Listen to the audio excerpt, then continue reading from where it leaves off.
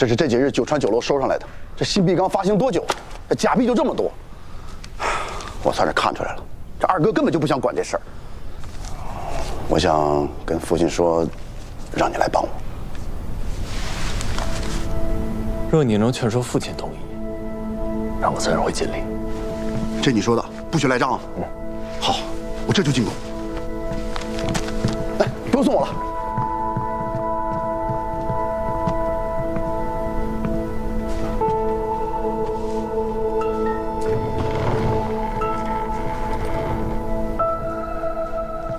三少主此番前来，果然是希望少主助他查案。下官劝了这么久了，不希望你参与此事，少主却执意如此。就算查清了假币，护政司也不会落在少主的手里。彻查真相的美名只会落在三少主头上，事情却是你做的，弄不好还会弄个越权的名头。这新币是民生，没有好处也要做。若只为了自己那3分利，就没有实属只剩账册了。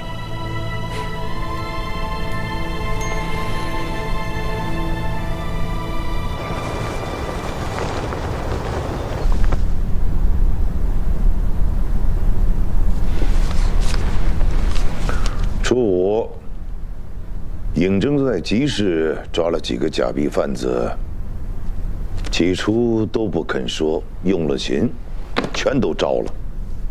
初八，他和老三端了2处公房，抓了几个制版的。初九就起了底了，他们都说认识一个走私贩子，叫陈曦的。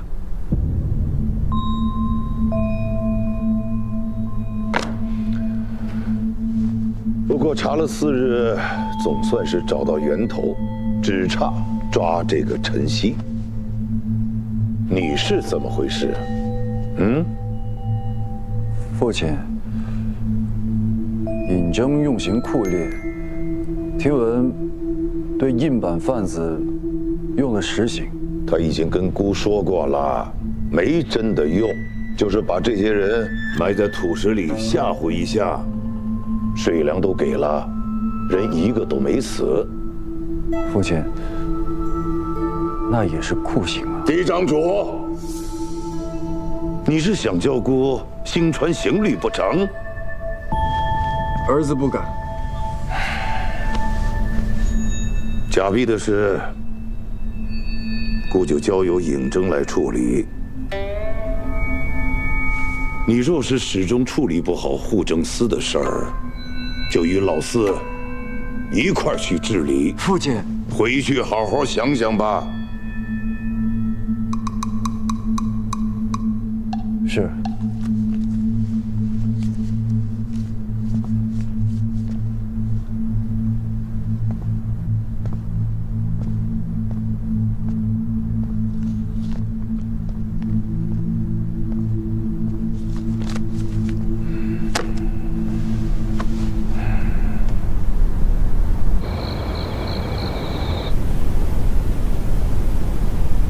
接下来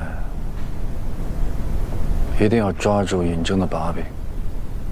这件事情已经将刑狱司都牵扯进来了，你们治理司那边一定要盯得紧一点，一旦发现他有违律，立即处置。是。舅舅那边有消息了吗？哦，还没有消息。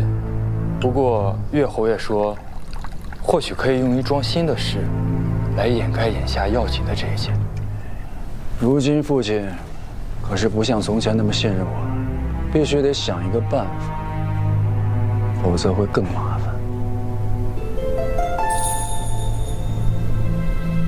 老四，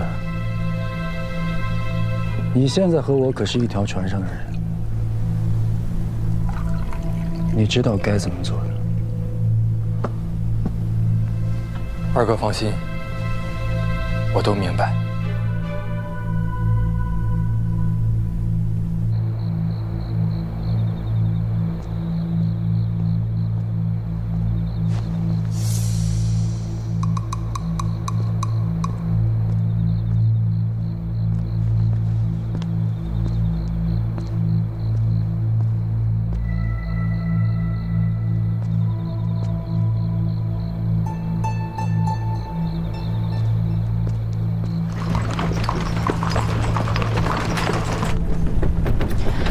这件事情情况复杂，你不要贸然的掺和进去。当然，我最要向二哥献殷勤，但我没想过要把自己搭进去。贾碧这件事儿水太深了，我心里有数。我就知道，你总能让我安心的。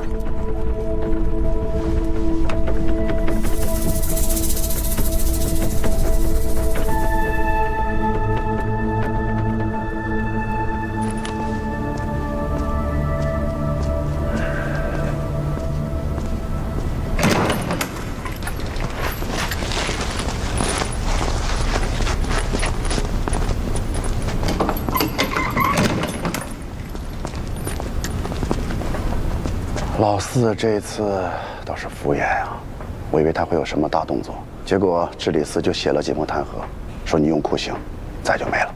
我这可算不上酷刑，他弹劾不了什么，放心。哎，你说你平时跟小绵羊似的，这回怎么这么狠啊？你是不是一直在压抑自己的兽性？哎，你这话说的，要不下回你来？不，你来。哎，他说什么了？都是晨曦的人，说他保去代传了。代传？为什么会是代传？这代传背后牵扯什么人，你应该清楚。有点不太对劲儿啊。还有必要再查吗？要不算了吧。若是再牵扯出来别的什么人，怕是还是先把晨曦抓到再说吧。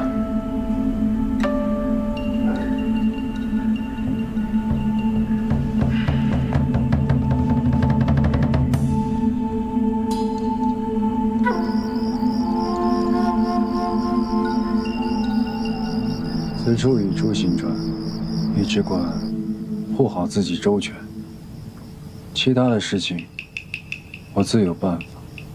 你呀，日后必有前程。日后，我可等不到日后。您答应我的，莫非您忘了？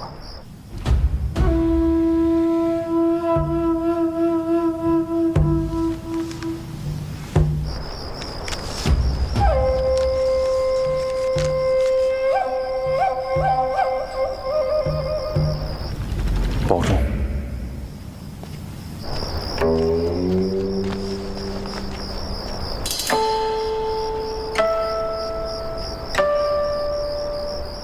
务必在天亮前赶回都城。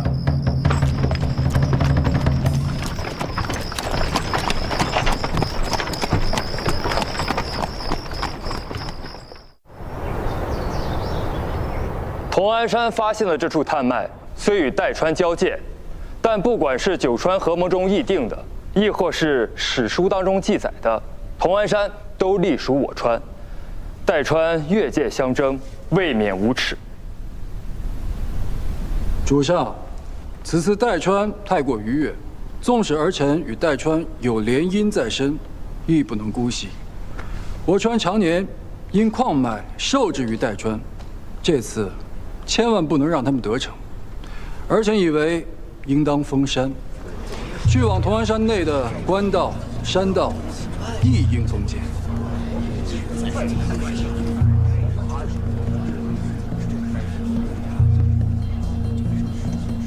主上，童安山与三川交界，恐怕还需要六少主以九川事务司的名义告知两川。是，但主上，封路一事会涉及单川，还请主上明察。好了，同安山矿脉必不可失，先去将代川方向的官道封禁，其余的日后再议。但此次绝不能让外川添烟进战。是。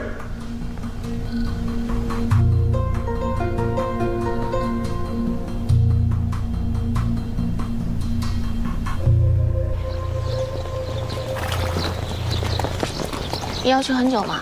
不会打起来吧？不会的，你要相信我的能力，对我不要过于肆虐。少来！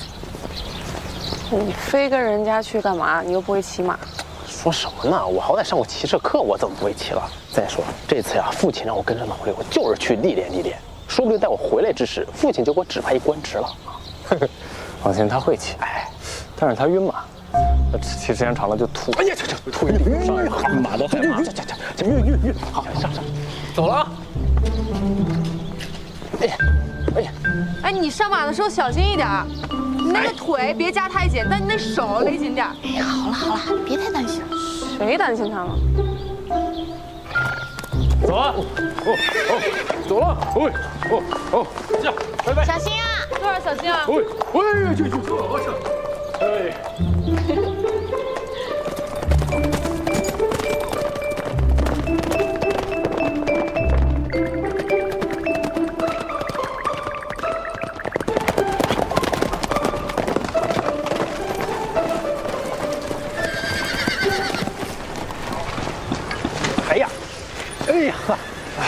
哎呀，真不错啊！哎，我果然是一个驯马的天才啊！看多乖，这一路上，以后上班不能笑我。哎，对，老刘，你最近不是在帮三哥查了个假币的案子吗？你说这个时候二哥提议父亲让你来代川处理这件事情，是不是不太妙啊？连你都看出来了？什么叫连我都看出来了？我看起来很愚蠢吗？不过也好，可以查一查晨曦的下落。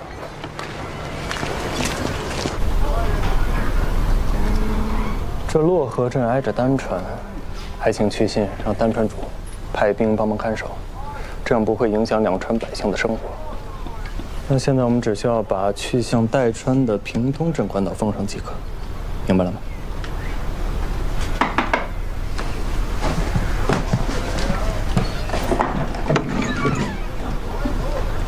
哎，你不是丹川那个女官吗？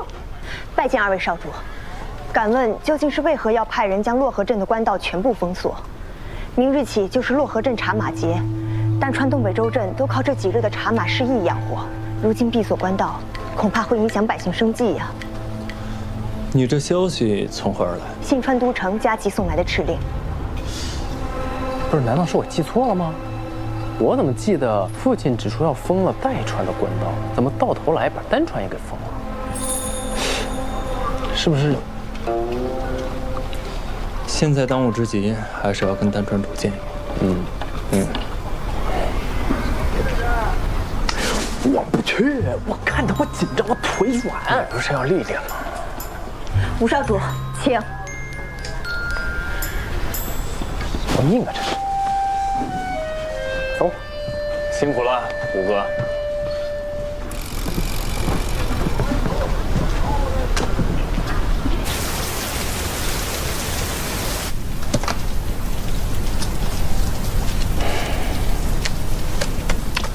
封路的公函已然发下去了，以老六的性子，会作何决断？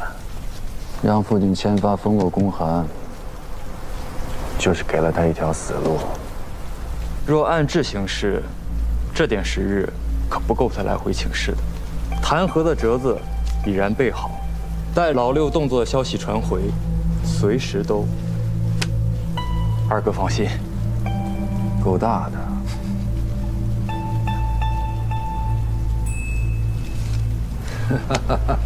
二哥这牌赢得漂亮。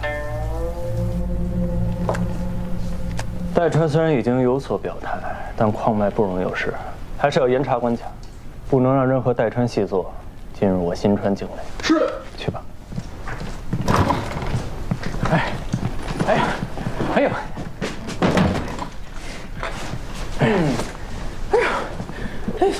五哥，你这风尘仆仆，行色匆匆，看来事情解决了。丹川主怎么说？没见着，他正忙着呀，这个安抚几个商户呢。但他知道这个事情的严重性，马上就签发了公函，明确表示丹川会配合新川检视过往人员，以防有这个代川的人混进同安山。代川主那边呢？说是治理司盘错了心思，因为这同安山确实在史上和代川有过关系，这也是给自己一个台阶下。他们还指望咱们照顾他们的石炭生意，所以短时间内不会轻举妄动。你不知道，我这次去丹川，看到那些商户和百姓们都在谈论此事，我发现这个茶马节还是挺重要的。当然了，这茶马节是当地最重要的节日，两地百姓都指望着它糊口营生呢。你说现在的写信，寄回给父亲让他收回成命，是不是来不及啊？这怎么办呀？所以我是，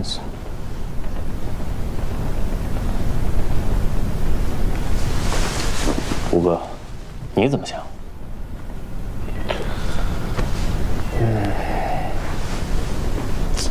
我觉得，将在外，君命有所不受。莫不如咱们先放开官道，然后再给父亲请罪，你看如何？你这不是爱屋及乌吧？老六，这是民生问题啊！什么爱屋及乌，这是大事儿，民生问题啊！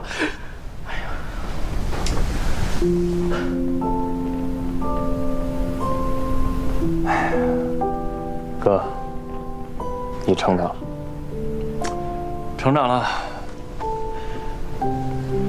其实你早就有主意，你就试探我。哎，吃块饼消消气，甜的。哎，你之前说在这找那个什么溪，是不是还要再盘桓几日啊？我已经派人去查了。咱们明日还是先回去给父亲一个交代。对，虽然你已经跟代川谈妥了，但是还是要跟父亲说明才是啊。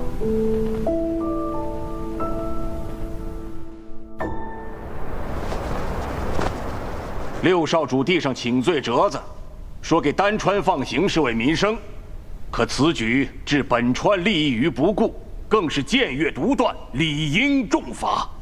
是啊，少主如此忤逆，实乃动摇新川之本啊！对呀，新川少主怎可偏袒外川？这个可少主也是为民生着想啊！哎，虽情有可原，但罪不可恕。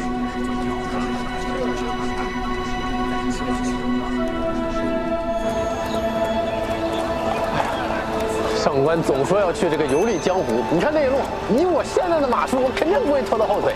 这样，我先进宫见父亲。哎，你说父亲不会反对给丹川通路这事儿，要保矿脉吧？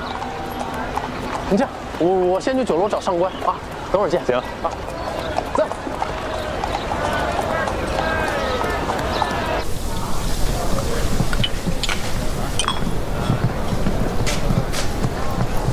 哎，老九。哎，五哥，你在这干嘛呢？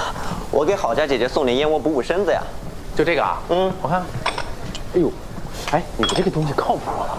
当然了，又不给你吃，哪来那么多问题？就是问问，你这东西要真不错，你也给我点儿。就那么一点，我特地给郝家姐姐准备的。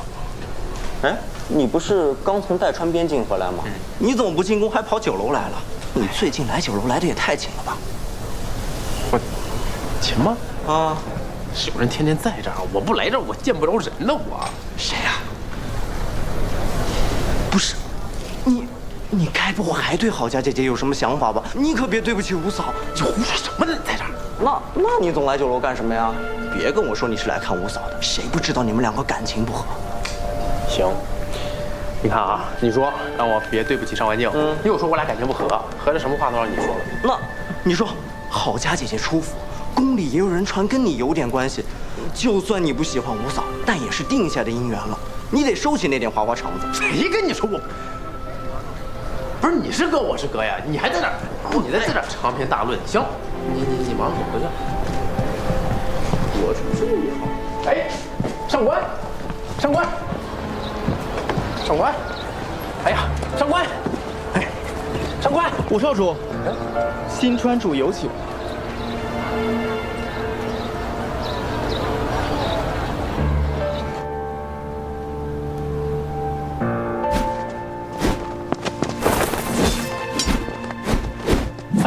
这给你。哦，我不用，我没事儿。你就不能温柔点儿？那郝家就不会这样。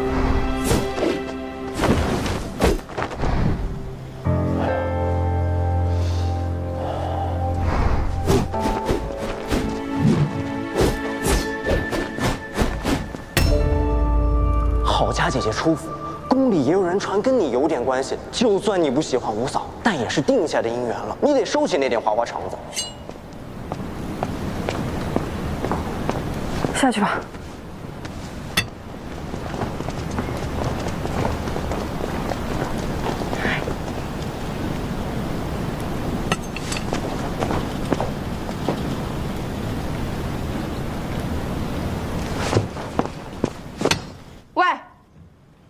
你在不在里边？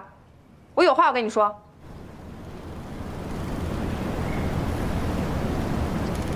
你今天跟老九说的话，我全部都听到了，我心里很在意。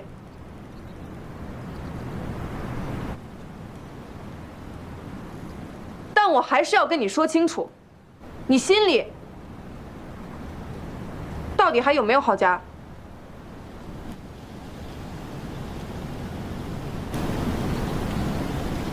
我跟你说话呢，尹琪，你听没听见？夫人，夫人，不好了！夫人，不好了！近日少主进宫问安，迟迟未归，方才小人去问，结果听说5少主跟6少主被扣下了。什么？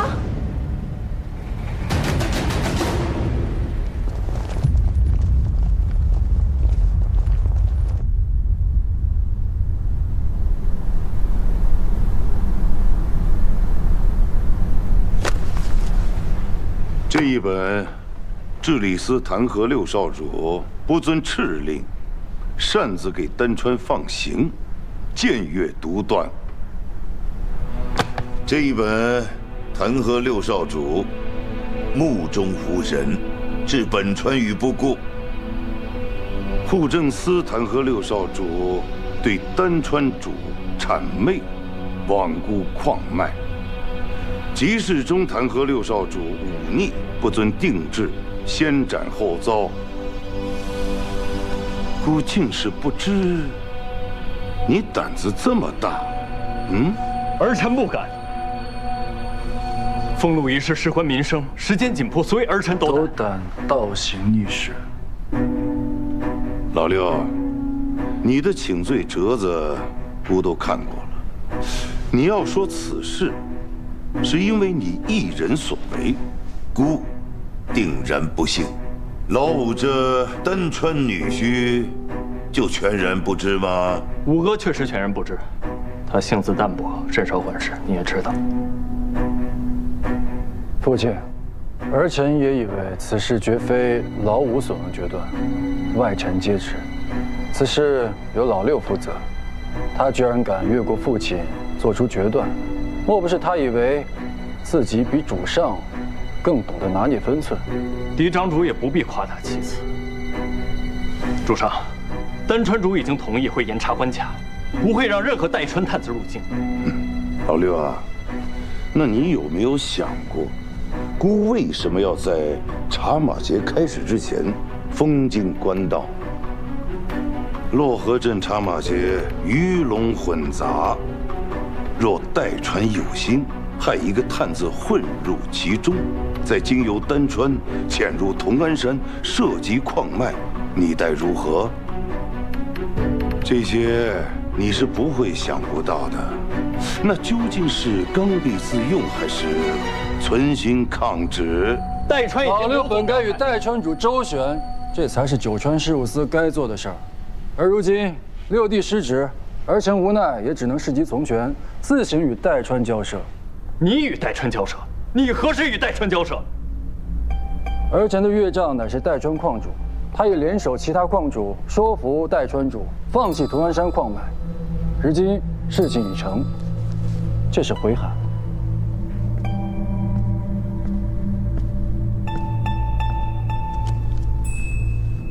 看来代川主早就已经想明白了，同安山是我川领地，他们不该觊觎。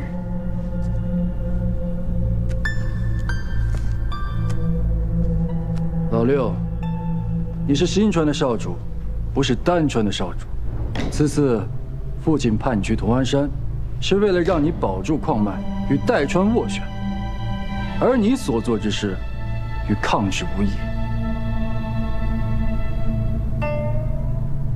但好在，大家都是自家人，请罪折子道一声僭越，也就可以高高抬起，轻轻放下。老6，你可知罪？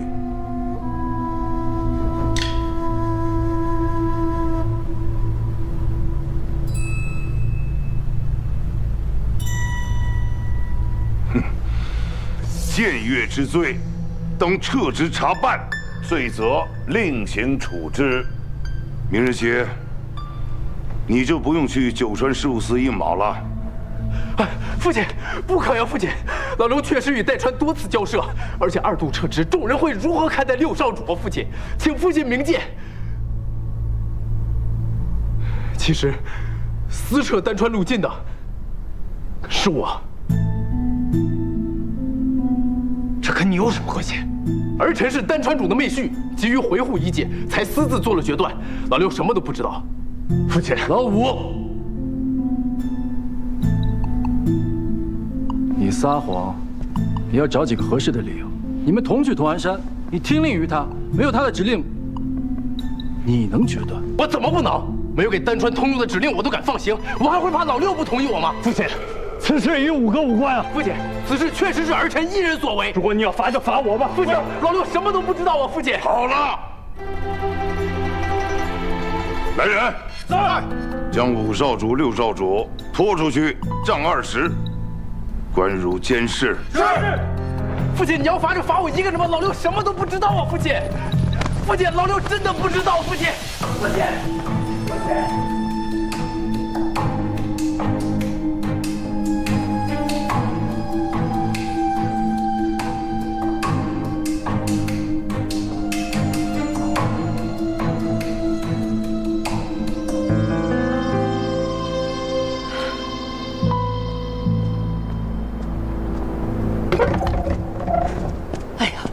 嬷嬷如何了？哎呀，少夫人，主上震怒，还说要废了6少主尊位这样的话，而且还打了2位少主好几顿呢。平日里就犯浑，新川主对他也没有什么指望，但这头一回打这么重啊！不行，我得找我姐姐给新川主写信。哎呀，少夫人，小的虽然不懂什么，但是也能看了几分眼色。我揣摩着，这眼下呀，还是让主上把气发出来的好，咱不急这一时啊。但我怕他犯小孩子脾气，他不肯认错呀。少夫人，你就别担心了。依我看，这打了倒是件好事，说明啊，这是主上在发泄。若是连气都不撒的话，那才是真的失望呢。这天色也不早了，你还是早点回去休息吧。你看你这眼圈都青了，回去吧啊。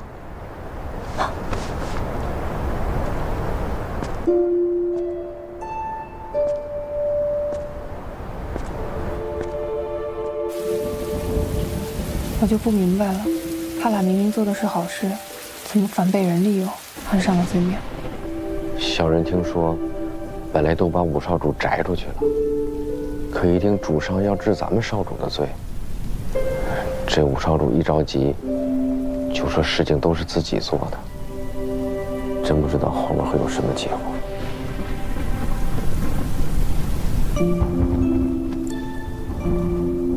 上官，你先回家，给丹川主写封信，让他千万不要上书求情。僭越这事儿，最是犯了忌讳，再有外传说效，更是容易让人抓住把柄。还是先摸清楚事情始末才好。事无定论，若是妄自揣测，只会自寻烦恼。你放心，我和元英会设法进宫，求何夫人和陈夫人帮忙的。多谢你妈。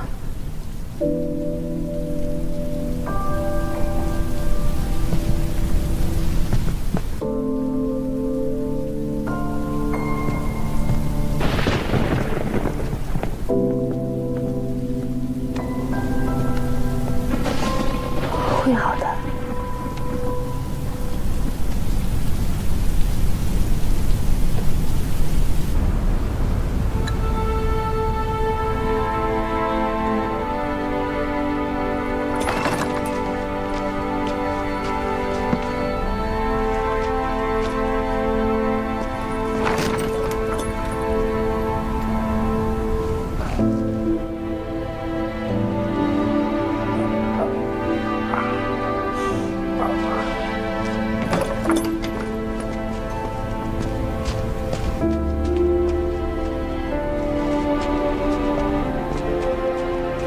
六少主，主上啊本就不想把您关起来的，眼下把您放出来了，这个你一会儿就服个软，这事儿就过去了。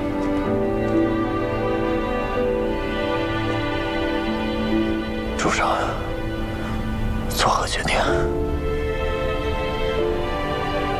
吴少主应该是难逃责罚了。刘少主，您可要顾全自身啊！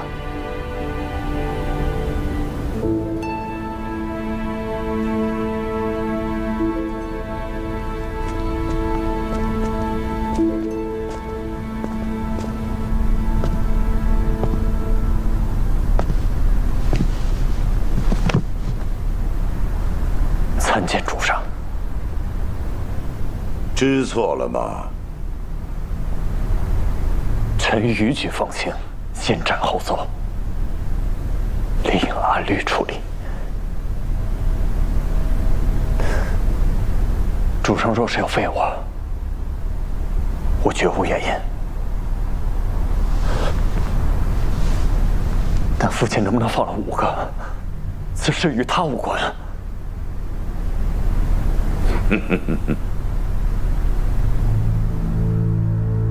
认罪，但不知错。你是觉得自己这样颇有气节，哼，还想撇清老五？他知不知情，姑很清楚。这是你们讲兄弟义气的时候吗？嗯5哥他做不了主，所有决断都是我一人做的。放行的人是我，那受罚的应该也是我呀，为何要让5哥顶罪？难道就是因为我比他有利用价值吗？住口！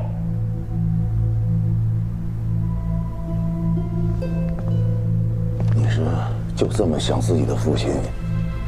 姑可真是待你不薄。你可知这短短半日，弹劾的折子像雪片一样送入宫中，老五已经亲口承认是他自己所为。他还是丹川的女婿，说于此事无赦。这满朝文武，谁能相信？可忤逆的人就是我，不是他。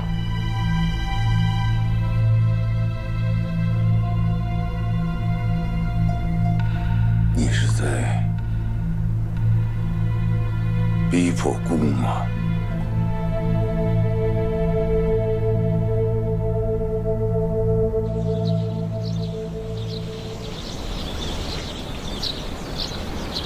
阿四，你又输了。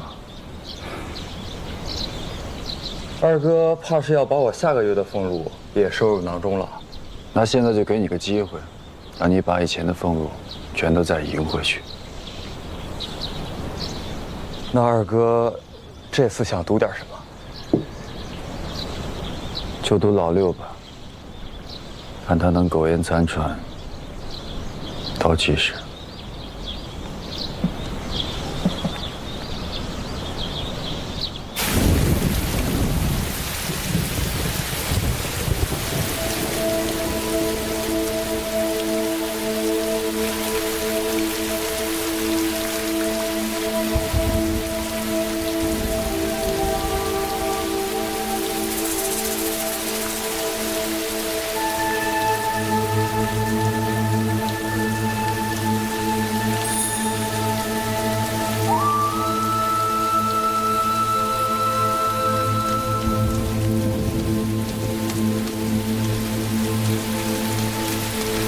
六少主啊，你这脾气真是……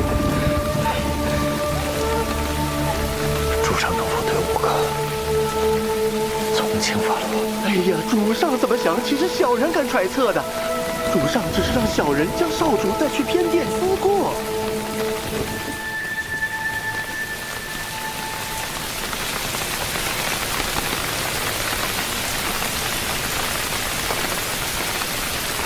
那麻烦主官帮我带句话给主上，玉镯成器，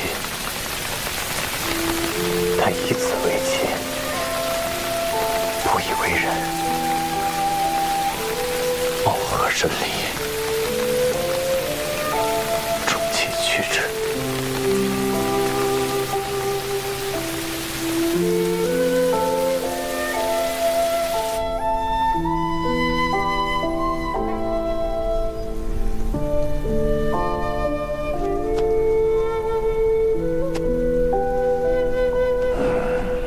主上，六少主实在不该说这样的话。主上想用他击一击嫡长主，这也是为兄弟者分内的。他呀，就是担心五少主有点昏了头。他一早便知孤用他压着老二，自愿为孤的剑刃。如今却又说孤把儿子们都当成工具，迟早儿子也要舍弃孤。主上，六少主他只是……行了。哎呀，他现在是脑热，为了一点情谊，分寸都顾不上了。是。主上，那五少主会如何处置呀？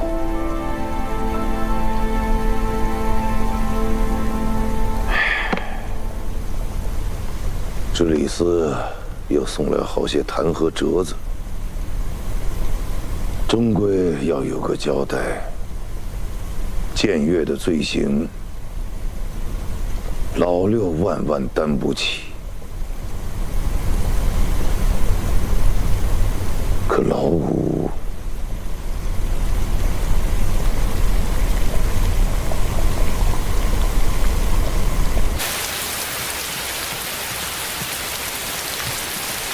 五弟妹，五弟妹，四嫂怎么来了？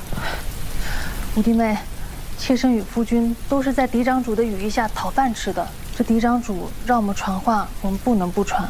可是夫君他又是个男子，不便登门，就只能让妾来与五弟妹说一声了。四嫂有话直说吧。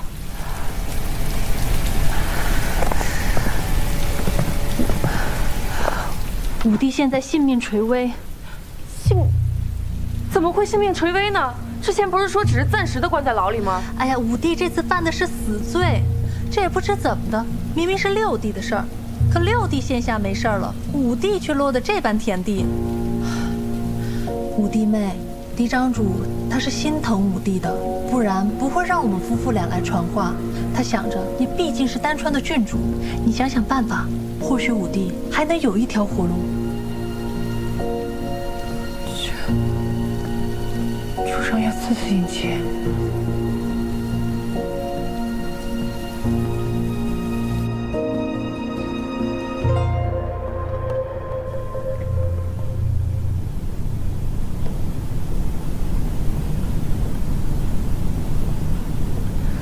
先前你们弟帖子进宫求见，都被退了回来，可见主上也没有想好如何处置。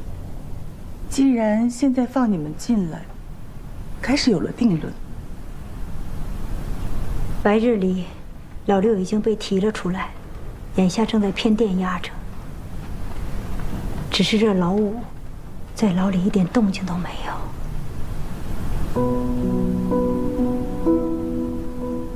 丹川主那边有消息吗？上官已经问过丹川主了，他们的做法本来没有问题。也是为了维系两川和平。嬴政他们早就和代川那边谈妥了，只是二少主抢先他们一步捅了出来。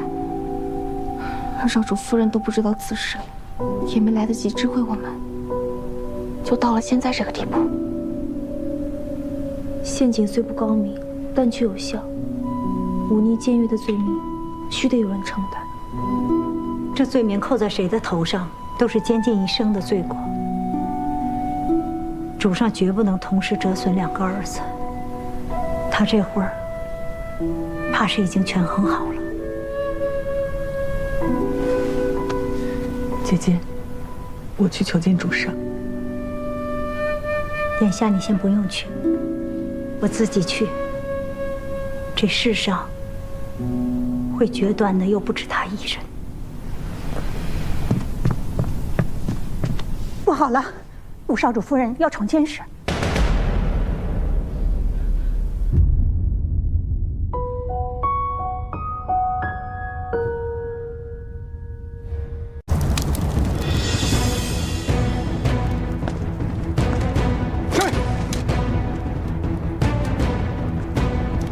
是五夫人。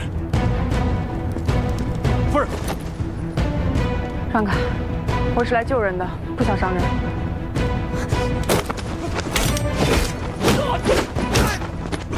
夫人。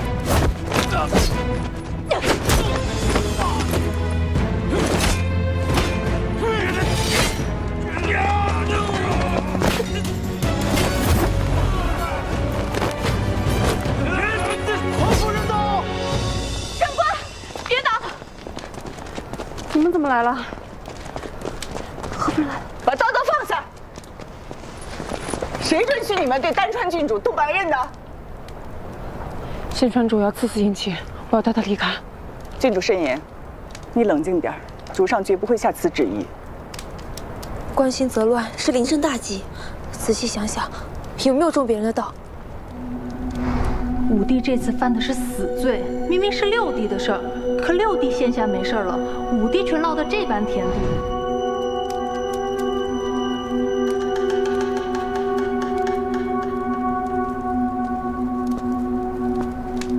郡主只是担心少主无意生事，今日之事，任何人不许对外透露，明白吗？是。明日春夫人就会找主上说清楚的，放心吧。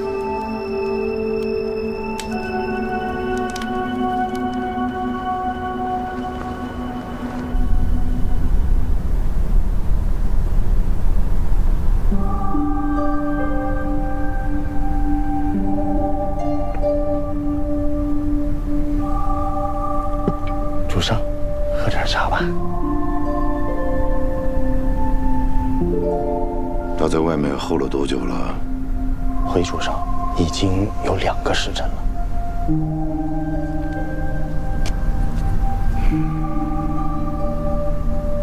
宣他进来吧。是。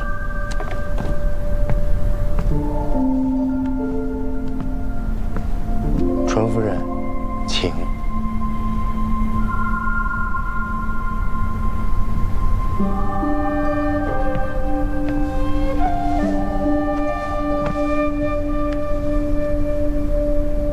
妾身教子无方，愿代此受过，请主上降罪。老五的事与你无关。不，是妾之过。妾没能教好儿子，让他更亲近主上，让主上更了解他的秉性。哎呀，你是想说姑还不了解他？恰恰相反，姑可是太知道他了。凭他的脑子，怎会插手这件事？白白受教多年，在这种情况下，还只会感情用事，质问姑，顶撞姑。从前不知姑的儿子里还有这么一个忤逆的，他根本就是不把自己的父亲、自己的主上放在眼里。燕妻绝不敢忤逆主上，他只不过是以儿子的身份面对父亲饭吃罢了。老六在九川事务司，老五想帮助他，也只不过是兄友弟恭，他们没有那么复杂的心性。不管初衷如何，犯了错，就得承担责任。他承认罪责在他，若不按律律惩治，这满朝文武如何能放得过？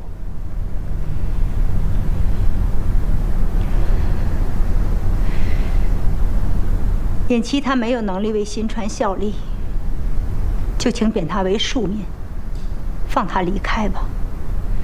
但求主上看在父子的情分上，不要囚禁他半生。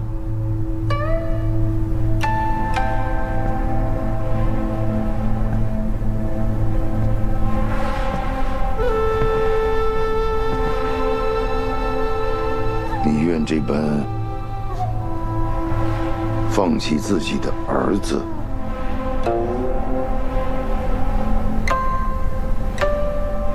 偃妻没有能力，只有善心，本就不适合朝堂。如今犯下大错，就让他离开吧。妾已经没有更多的愿望，只盼他平安。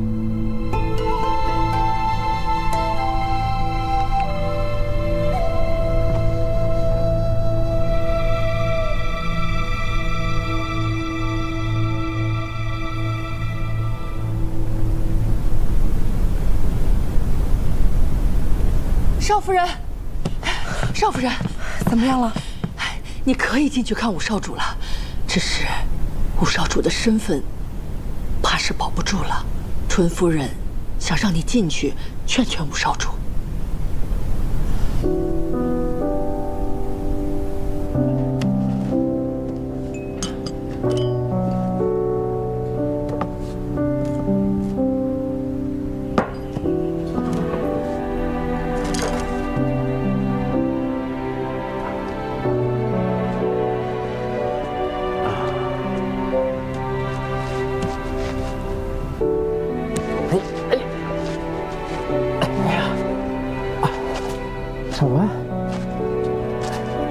你怎么来了？纯夫人去求了新川主，让我来见一见你。但只有1炷香的时间。父亲把老六提走了，怕是要放弃我了吧？新川主心里还是知道你的。但现在朝臣议论四起，非要有个定论才成。但他已经答应纯夫人了，不予重罚。只让你以后远离朝堂，做个庶民。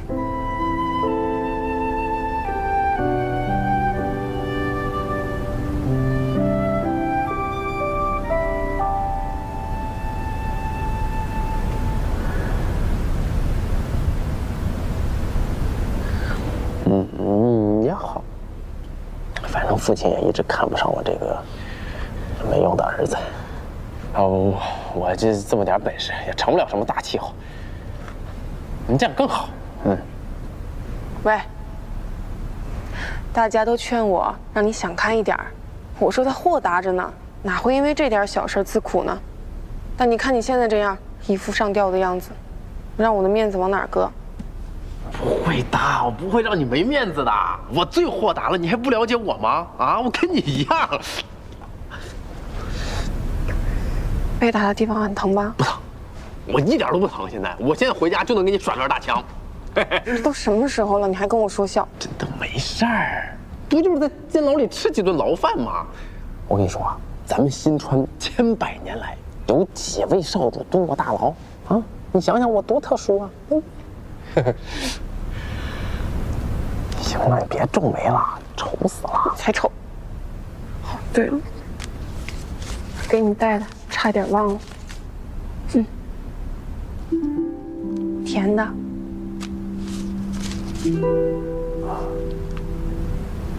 谢谢。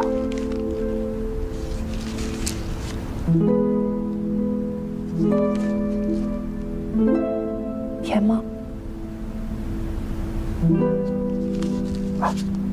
我不吃，这是我给你带的。尝一口，甜啊。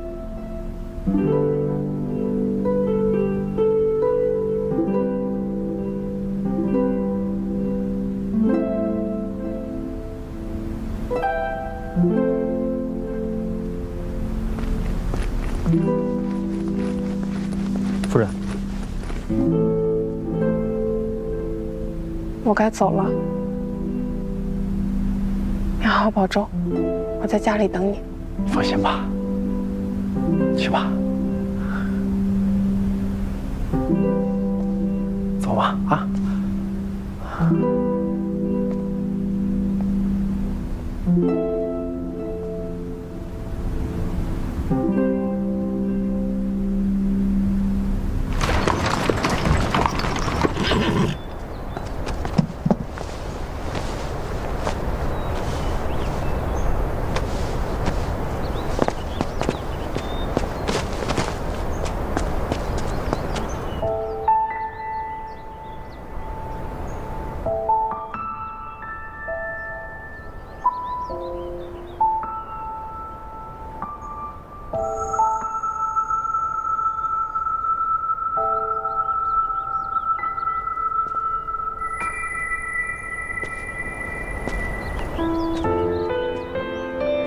少主回来了。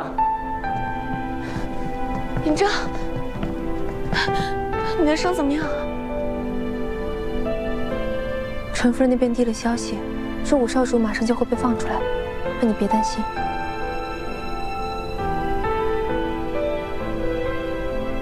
最初的指引应该很快就会下来。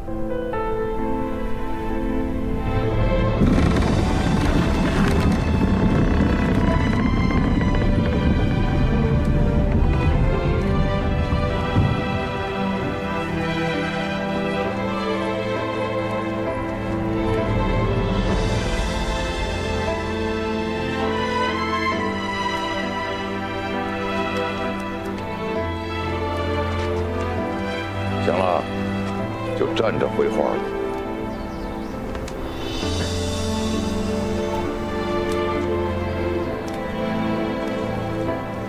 看你这副神情，心里很不服气。儿子有没有做错？为何要负？你也读过书，也学过道理，为人丞相，你还没错。父亲已经放弃儿子了，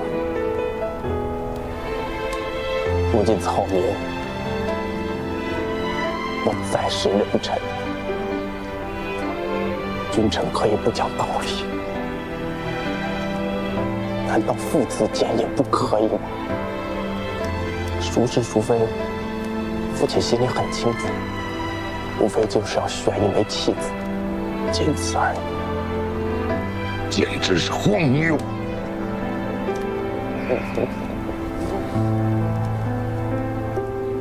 父亲啊，从小到大，大家都觉得我傻，其实我看得挺明白的。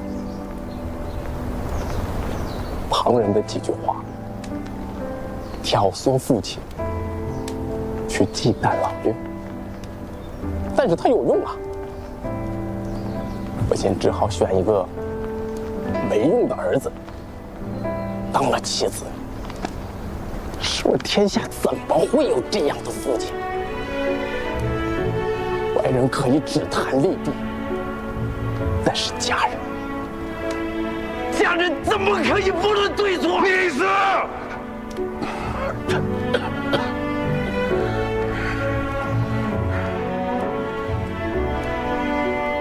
顾秋冬，没你这个儿子，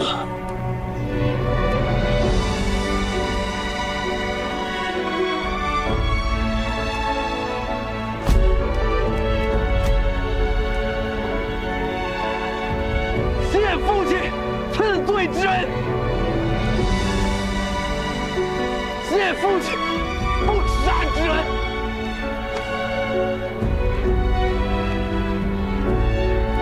谢父亲养育之恩。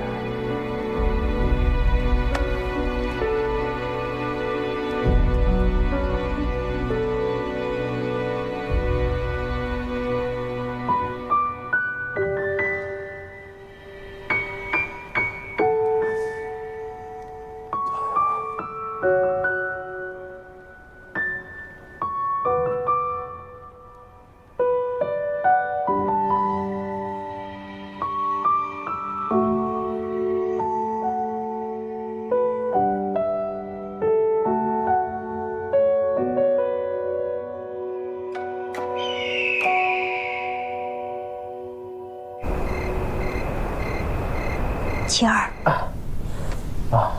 你逞什么能啊？伤也是，事情也是，不是你做的，你为什么要认呢？我知道，但是母亲以前同我讲过呀，我是做哥哥的，不能眼睁睁看着他们欺负老六。我从小便有母亲护着，他身边连个人都没有，这种时候我得护着他呀。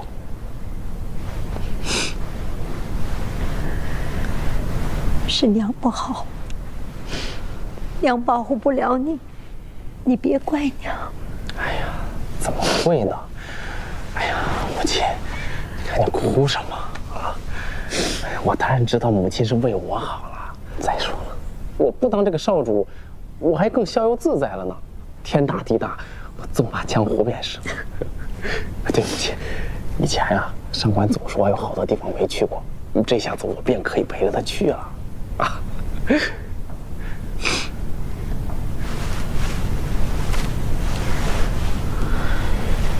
凤姐，你有什么话，直说便是了。我这都是进过大牢的人了，还有什么经受不住的？琪儿，如今主上废了你少主的位置，所有的荣华都要收回。上官是郡主，按照九川联姻的规矩，他是有权与你和离的。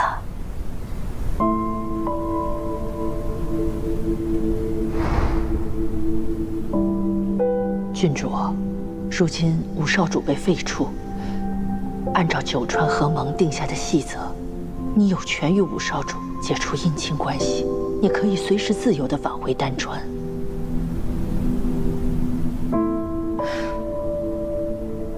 劳烦嬷嬷转告陈夫人，我上官静，不管尹琦是少主还是乞丐，我都不会在这个时候抛弃他。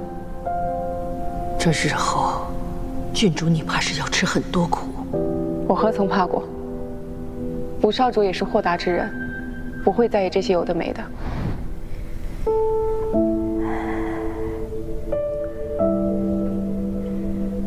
一直都传说你们夫妇不睦，常年分居。如今看来，还是有几分情谊的。我倒很开心看到这一幕，你不至于沦落到孤家寡人。可她毕竟是别人家的女儿。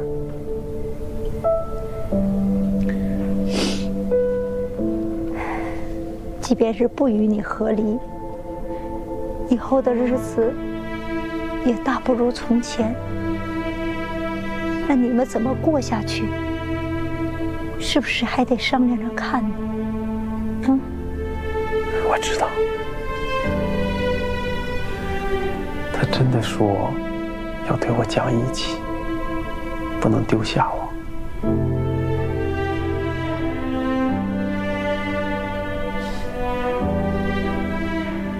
傻子，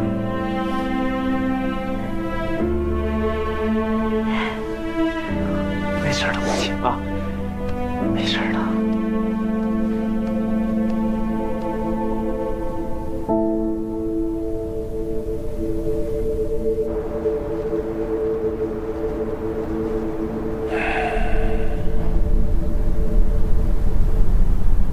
明日昭告，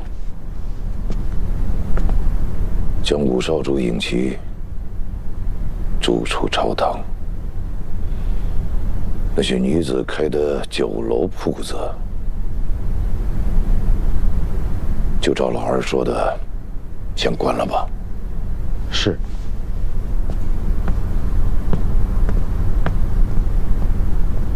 天下怎么会有这样的父亲？外人可以只谈利弊，但是家人怎么可以不论对错？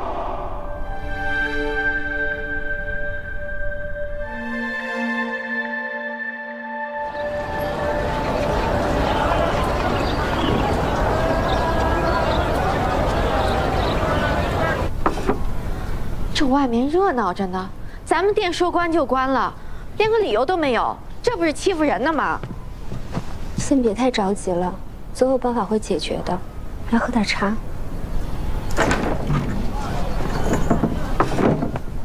你们回来了，到底怎么回事啊？啊？嫡长主进言，让主上下令六少主停职，咱们的酒楼跟店铺也得跟着关门。这个嫡长主怎么老是跟我们过不去啊？他一直忌惮尹征用这酒楼拉拢外省的人，所以才……他娘的，这个王八蛋怎么还没死呢？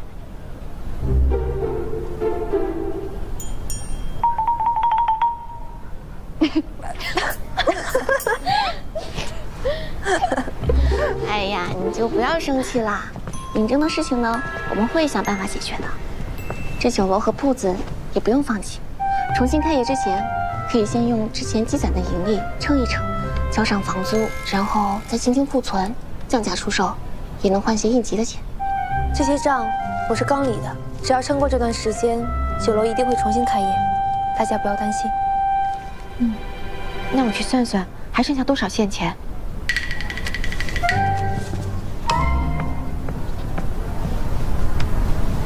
好佳姐姐，你身子还未痊愈，就不要操劳了，也不要生气，回房好好歇着啊。我身体好多了，这段时间也多亏大家的帮忙照顾。现在出了麻烦，我想帮忙，所以有事情大家一定要跟我说。真想把尹松抓起来，打爆他的狗头。稍安勿躁，你们府现在已经很不容易了，若是你再闹起来，还是会将丹川给拉下水。君子报仇，10年不晚。等这一切尘埃落定，再动手打他也不迟。怎么打，打几次，下手多重，我都已经计划好了。想的挺多的嘛你，厉害。消消气，喝点茶吧。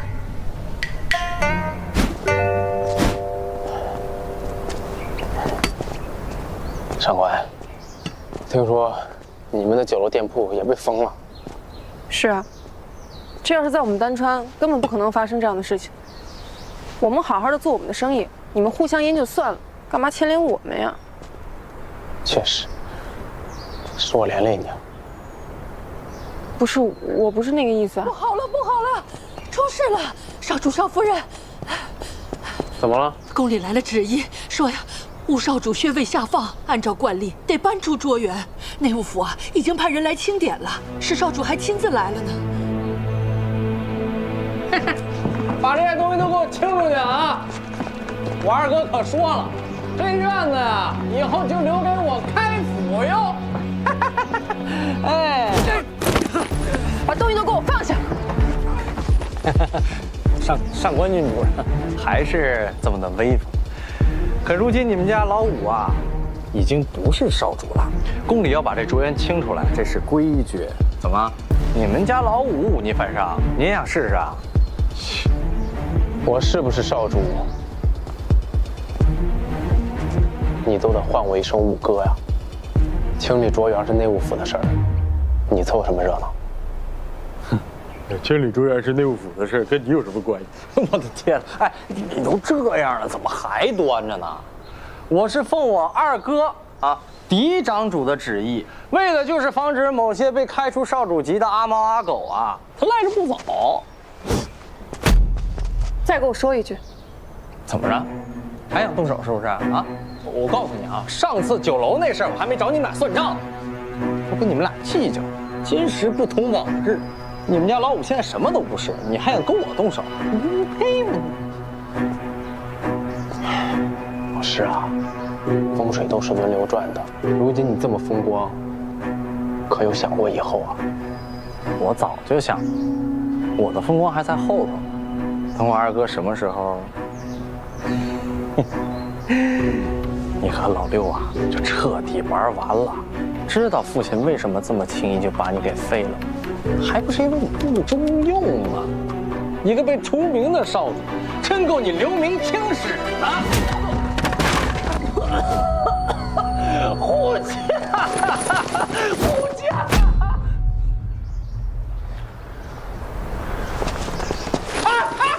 别跑啊！你们别走啊！哎，你们这帮人，你们王八蛋！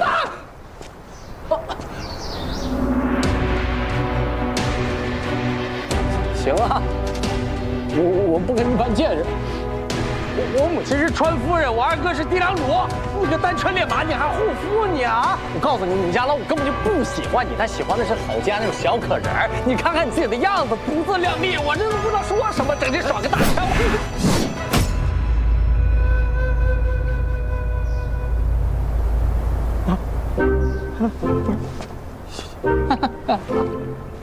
你俩行啊！我告诉你，我最近刚染了风寒，你等我病好了，我现在就回去告我母亲，你俩完了！我滚！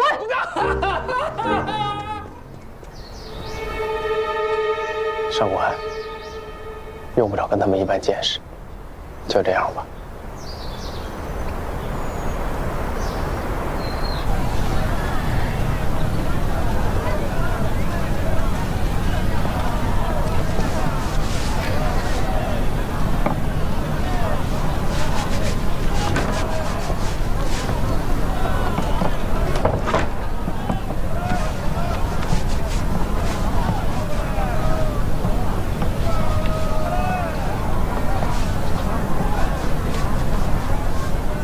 周掌柜，别收拾了。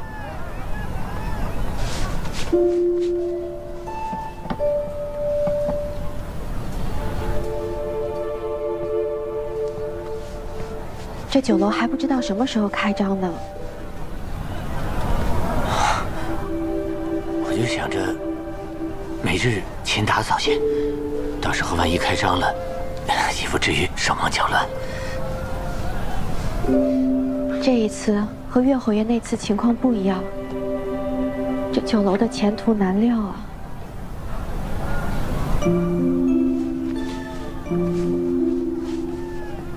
周掌柜，如果你想另谋生路，也没关系，我们都能理解。东家，自从几位东家接手了这间酒楼，一直对我都很好，甚至是对我像家人一般。即使都这么难了，也不会对我这种伙计一般的人克扣1分钱。我又怎能干这样忘恩负义的事，在这种紧要的关头只顾我自己呢？真是不知道要熬到什么时候，之前的营收还能撑一些时日，恐怕。海棠姐，上官，这个你先拿着用。好。你这哪来这么多现钱啊？哦，没什么，我就是当了点我不用的兵器，反正我也用不着那么多嘛。那些不是你最宝贝的东西吗？哎呀，你就先拿着，你就当我追头了。等再开业的时候，我就是这儿的大东家。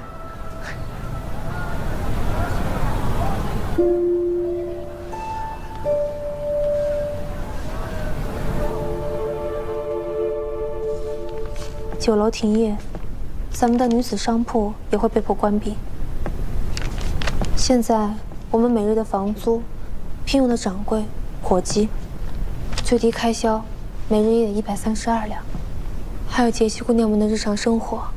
我算了算账，之前的积蓄最多能够维持2个月。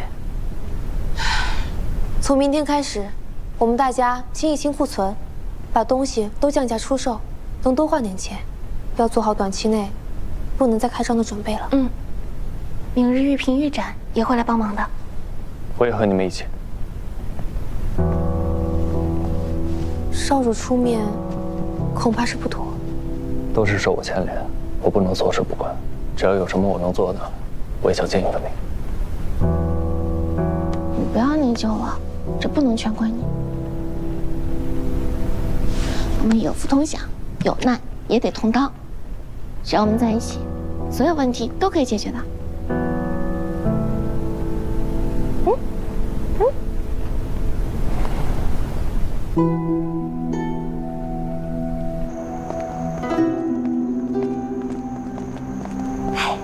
我感觉侧夫人永远都像小太阳一样，不管有什么问题，只要侧夫人在，都能解决。是啊，只要有侧夫人，什么都不是问题。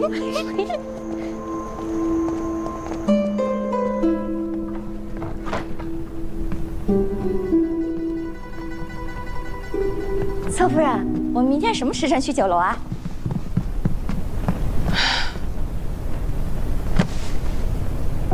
怎么了，侧夫人？我不知道，我是心里很担心。可是侧夫人刚刚还好好的，还鼓励大家呢。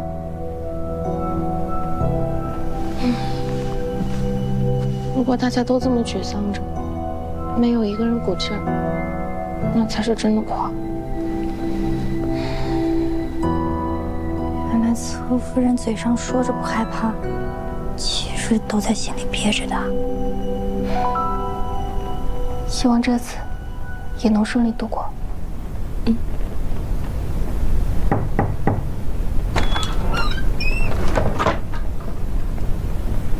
侧夫人，苏总管，侧夫人，这是少主特意吩咐小人给您送来的安神香，助眠。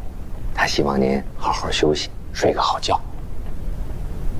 那我给您先放开，啊。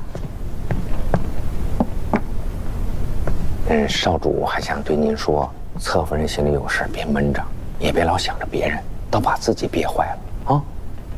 多谢。一家人嘛，您客气什么？侧夫人，柳大厨，侧夫人，正是吃青团的时节，这是夫人让我们给您做的。还有，夫人特地为您改了规矩，以后都准许我们吃宵夜了。真的呀？真的？太好了！哎呀，侧夫人肯定最喜欢了呀！你快尝一个呀！快尝尝。小心！哎，别碰我。怎么样？好吃。你也尝。那我来一个，再来一个。妈妈，谢谢侧夫人。好吃啊，刘大叔。好吃。甜。还是少主和郡主懂侧夫人。那可不。侧夫人，别担心了，只要大家在一起，什么困难都能过去。什么困难都能过去。哎，以后能吃宵夜了。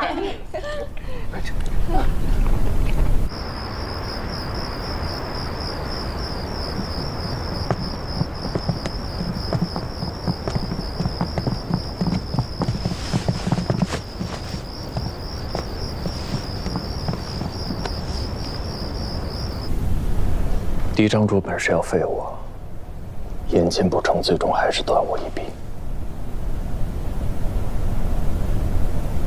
可惜了5个，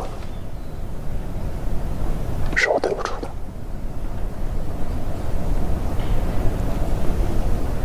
行到水穷处，坐看云起时。既然主上择定由武少主受过，那就说明主上要保你呀。少主才是那不可或缺的一臂。武少主为了保你，担负罪责，少主不可辜负。如今的形势，少主比下官更清楚，自责无济于事啊。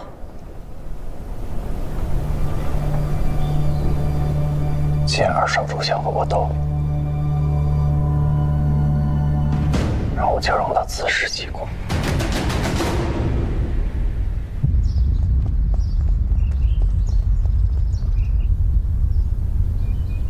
离走龙蛇，力透纸背，这字是越发的好看了。父亲过奖。主上对松儿一贯严苛，为得您一夸，他练字从不曾懈怠。后来上朝也是夙夜忧心，想要为主上分忧。哎呀，你总是在姑面前夸他的好，姑看，在你眼里，你的儿子就没有做错的地方？儿子不敢。妾也不敢。松儿在主上眼前哪敢行差踏错？您的教导，他每一句都记在心里了。是啊，最近户政司的事儿确实办得稳妥，假币也收缴得差不多了。几事中都在说庞的桩桩件件都行事周全，确实有几分嫡长主的样子了。姑还有要务，就先回去了。恭送父亲。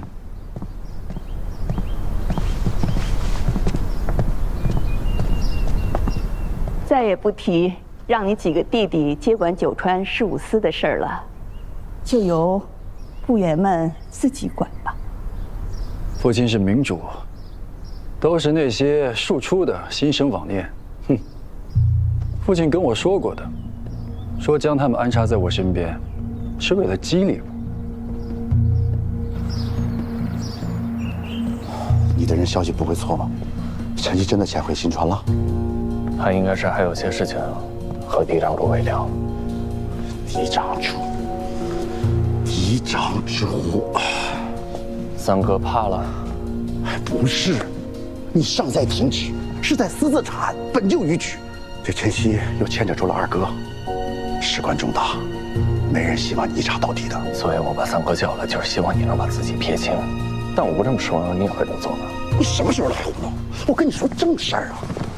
你我都知道，老二他不敢主导加币一事，他只是想从中获利罢了。可他后来知道陈曦干了些什么，为时已晚，他已经上了贼船。你就不能把这案子结在陈曦身上吗？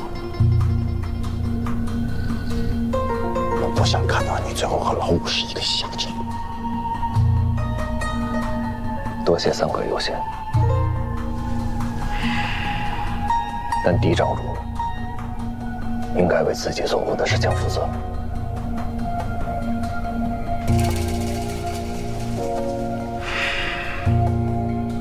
那你想什么时候办陈曦？今晚。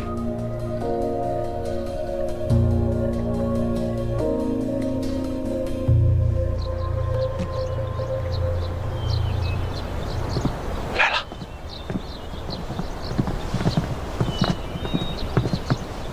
找我？我做了盲品菜，为酒楼重新开业做准备，想让你试试。盲品菜。就是用一个密封的容器，例如鸭腹、冬瓜、铜钟等等，把食材包裹起来。客人在没有打开之前是不知道里面是什么的。如若你都喜欢，那别人肯定会喜欢。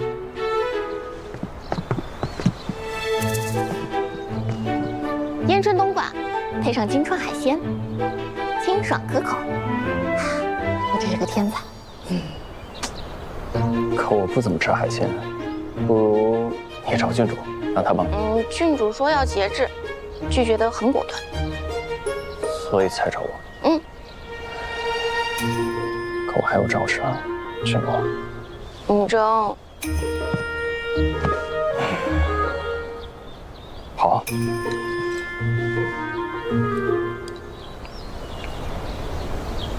好吃吗？冬瓜提鲜，这方式可以一试，不错。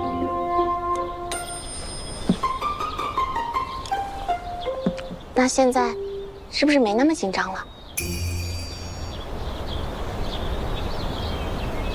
你晚上有大事儿，我怕你紧张，所以打个岔。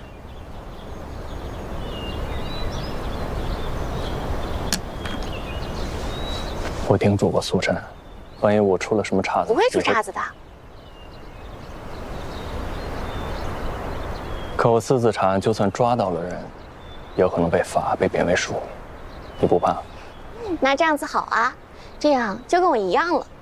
我的神仙六少主终于要落地成凡人了。你饭量小，我养你没问题的。你笑什么？我家中也是有1亩3分地的，还有鸡、鸭、牛、羊、驴，院子里还有一棵桂花树呢。到了秋天可以酿酒喝。不过你可不能白吃，得干活。好。听你的。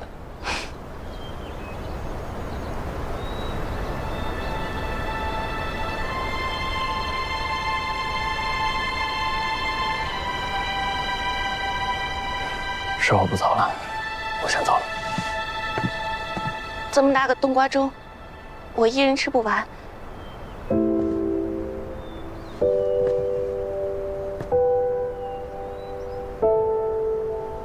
你得回来。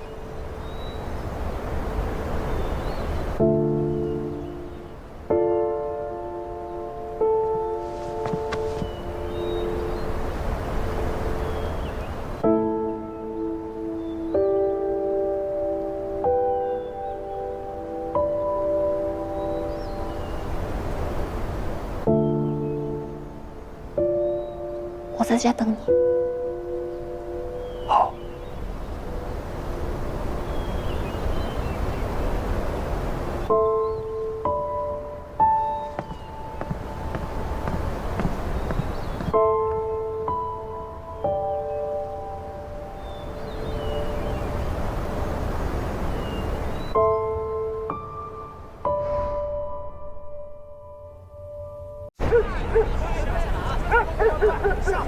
磨蹭什么呢？磨蹭！哎，这个都是我。哎，七爷，咱回来不是投奔二少主的吗？他咋把咱丢这儿不管了？嫡长主也是你能编排的，只要咱们对二少主尽忠，他自会许我等前程。来，继续，带劲爽！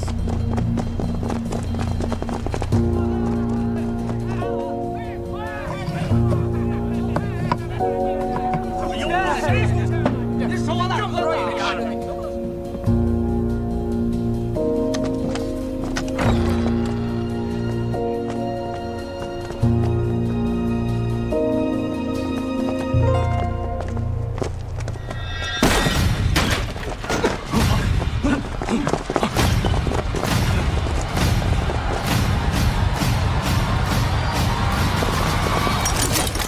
全部拿下，留活口。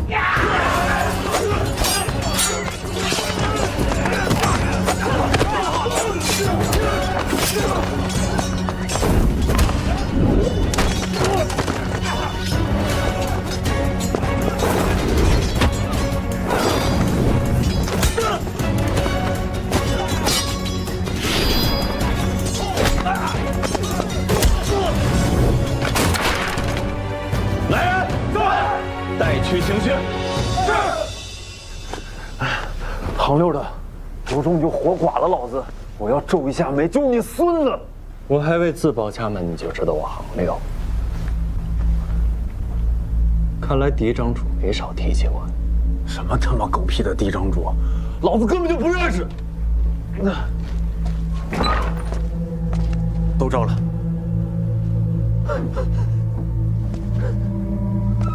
傻他娘的炸老子！他们手里什么都没有，也指证不了谁。倒是你们用了私刑，就是屈打成招，按照星川的刑律，口供就不得作数，是吗？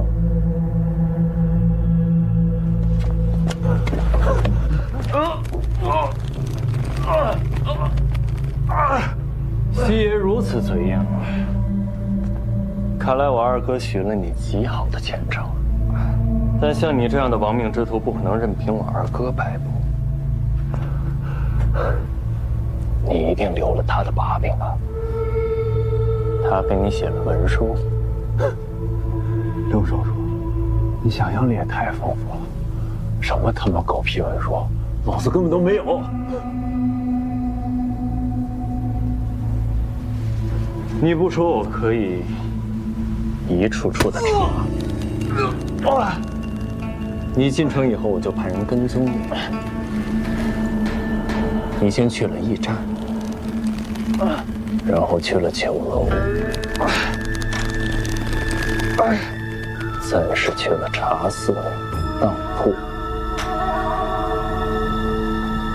你又不缺少银两，你为何要去讨用？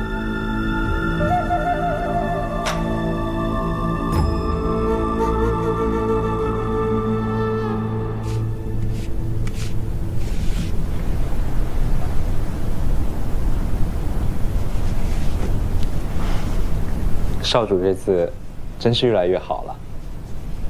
哼，你懂什么？小的不懂，但小的知道，少主从小写字写久了就会酸痛难忍，所以还是请您多听太医的。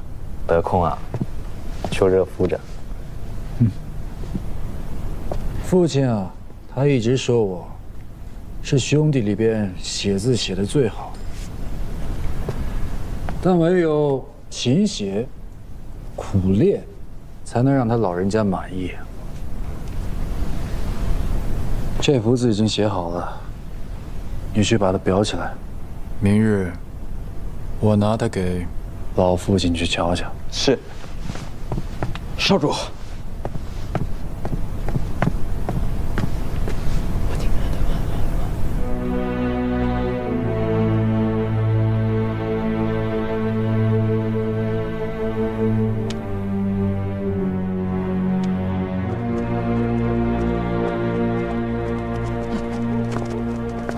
刘少主先行一步去取证据了，我们尽快将这些人送往刑狱司。是，走。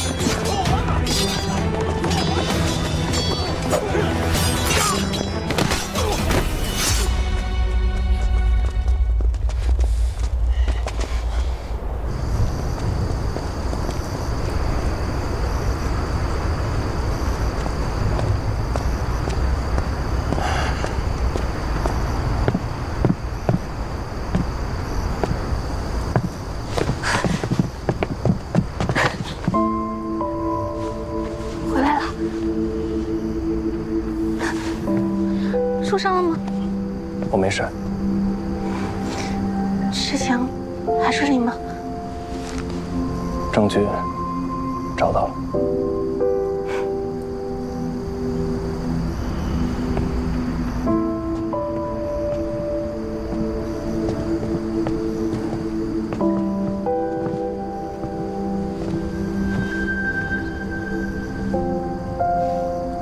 都已经拿到证据了。怎么还是不太高兴啊？这一旨罪状告到主上，嫡长主难逃一死。我想过无数次要一笔之道还施彼身，但如今真走到这一步，就有些犹豫。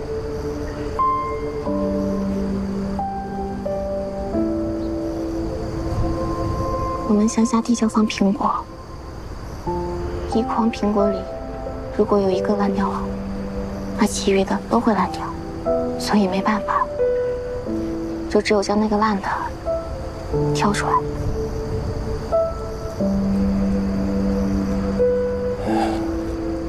可人到了某些位置，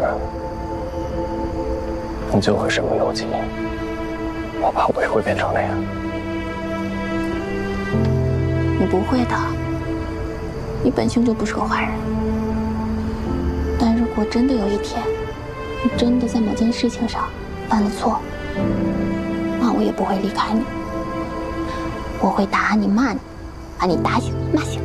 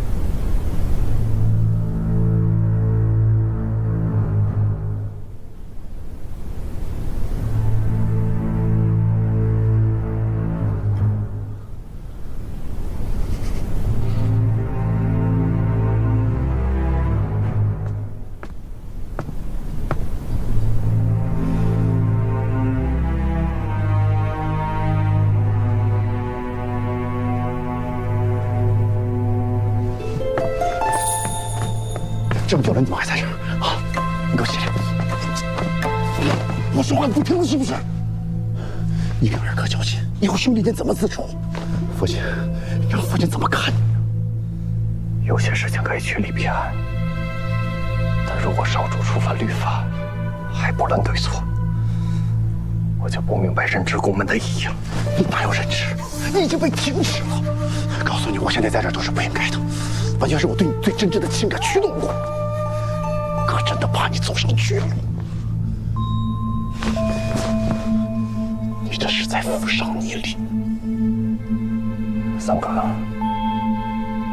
我不是意气用事。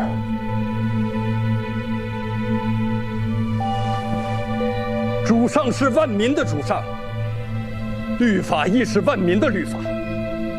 身为川主，我相信主上自有决断。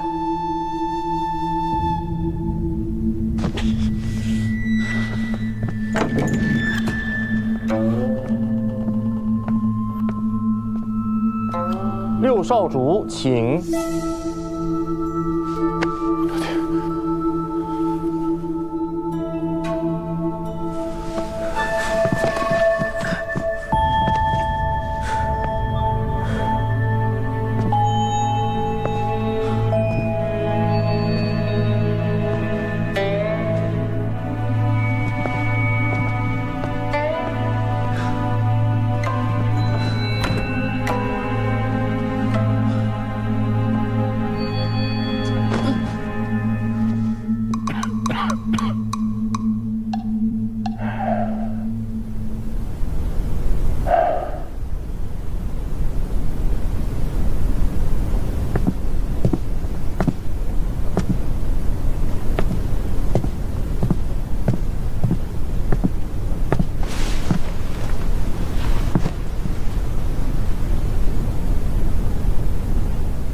儿臣停职期间私自查案，愿受责罚，绝无怨言。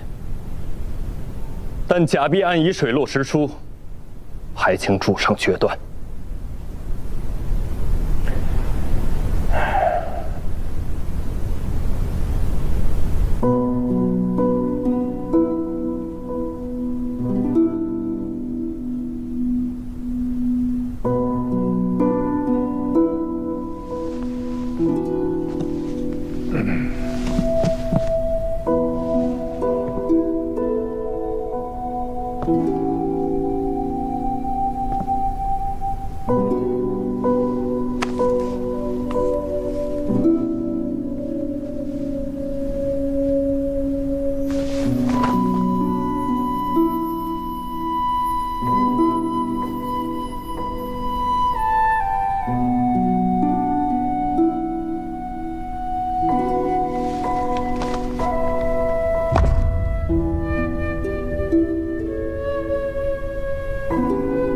按新传律，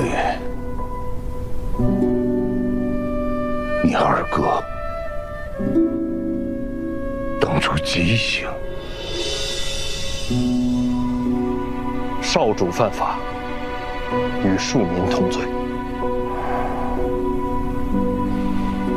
但刑律第236条，若少主犯错，向天下呈谢罪书，流放边境，各地死罪。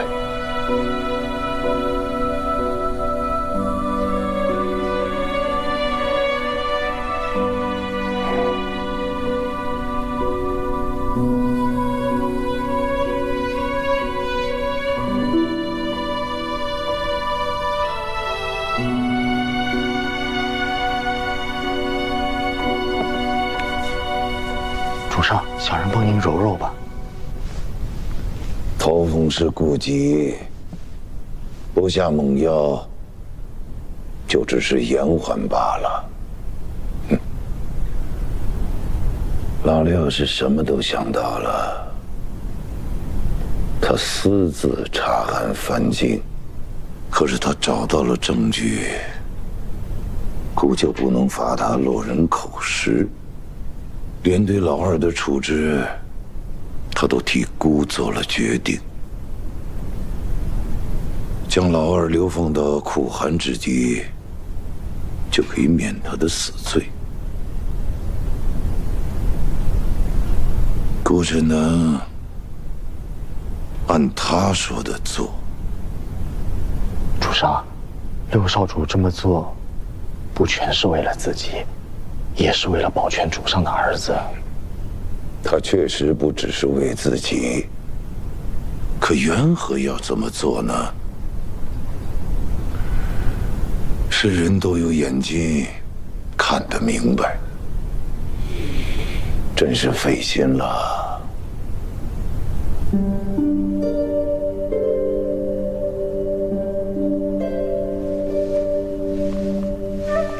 老二的字是姑手把手教的，他现在写的是越发好了，字中有君子如风，但人却没有。姑一介庶出，走到如今，失去了多少，只有姑自己明白。从那时候开始，姑就在想，一定要好好抚养自己的嫡长主。他既为嫡长，就不会再经历姑从前经历过的一切。姑严格要求他将他抚养成人，他就能一生顺遂。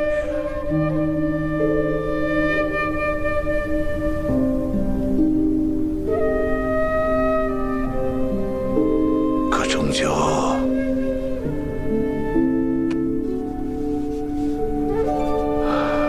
或许经此劫难，嫡长主终能醒悟。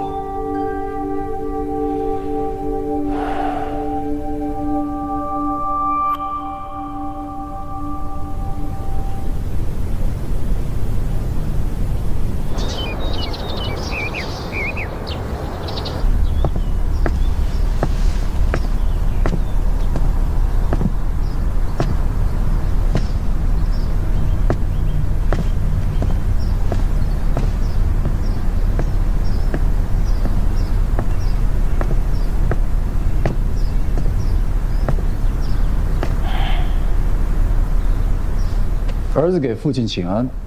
过来。父亲今日好有兴致，竟邀儿子到从前受教的地方来了。你的这幅字，让姑想起了从前的事儿，就把他带了过来。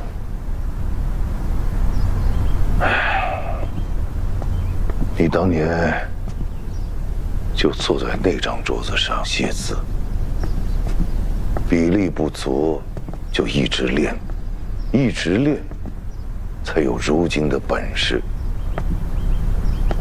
儿子的第一笔字是父亲手把着写的。那时候光教你握笔，就教了半个月，纠正过来，隔2天又忘了。是啊，叶、压、勾、格、底这几个比例，儿子总是记不清楚。儿子驽钝。当初你的个头只是到姑的膝盖那么高，穿着杏黄的袄子，坐在宽大的椅子上还略有不稳，姑就教你坐直挺背。可是你无论如何，再怎么摇摆不定，也不往后靠，甚至都不敢扶一下近在咫尺的扶手。你3岁开蒙，正式到少主学堂读书，那是10岁。先有朝臣上折子请旨，姑下旨准许，挑选吉日，晓谕群臣，拜天地列祖列宗，并孔圣人。拜之前，还请了智力司的人来教，演练了半个月。可结果到了那天，却根本就不记得都拜了哪些圣人。那天，姑狠狠地骂了你一顿。是。父亲责罚完儿子，却屏退旁人，摸着我的头，对我说：“姑知道你害怕，姑也害怕。”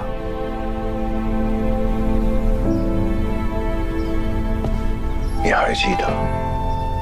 儿子当然记得。那是怕旁人对你要求太过，让你失去了孩童的天性。但是呢，也要把最重要的责任交给你，所以只能对你苛责。儿臣明白，无论父亲对儿子多么苛责，都是为了儿子好。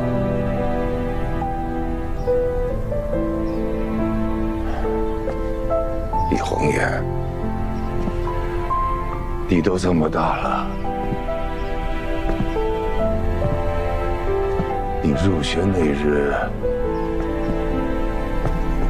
还仿如昨日。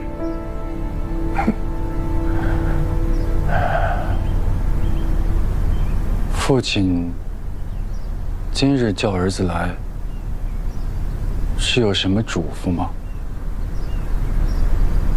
没什么，老二，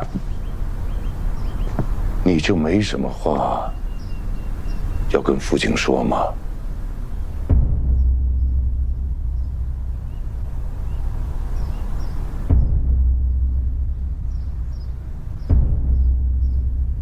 父亲日理万机，儿子祝父亲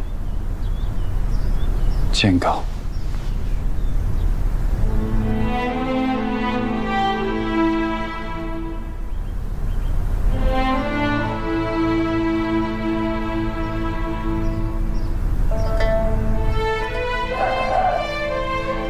父亲日乏了，你回去歇着吧。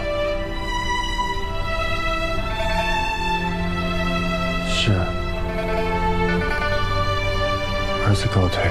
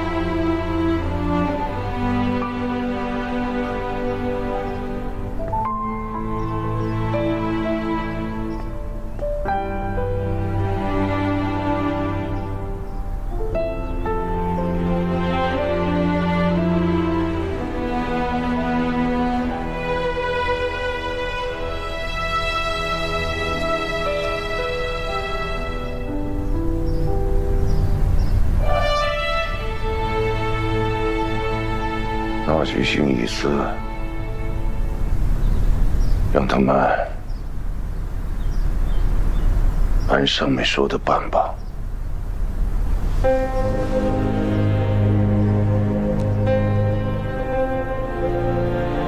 是。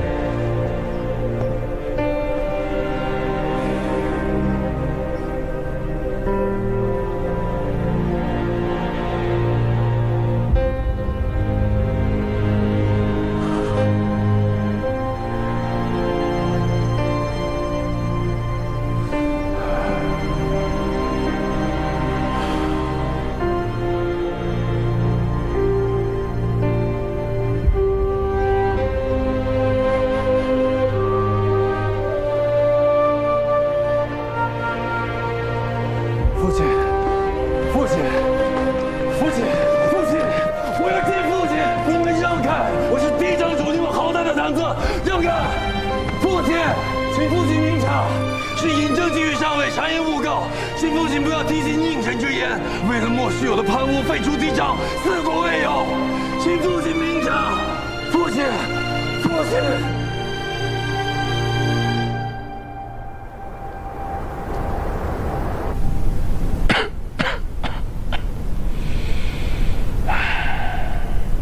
父亲是早就想废了我吧？嫡长主行之有亏，一律罢黜。日后去偏地好好反思吧。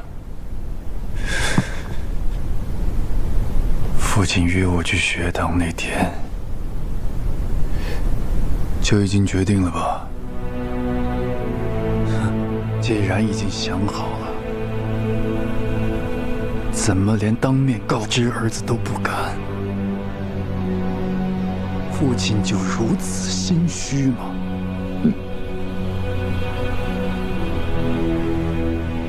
故心虚什么？你口口声声说我是嫡长主，说把九川的未来由我来承担，那你却一直在扶着老刘，不就是想用他来算计我？放肆！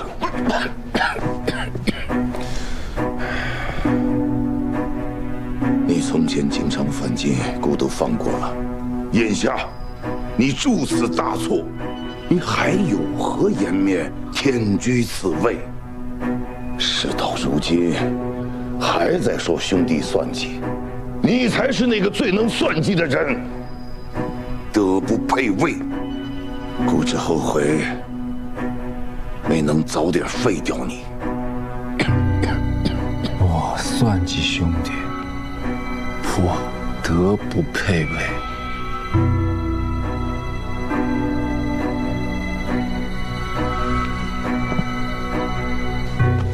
那也是上梁不正罢了。一个做父亲的，可有一时没有算计过自己的儿子？你认我为嫡长主，可有一时信任过我？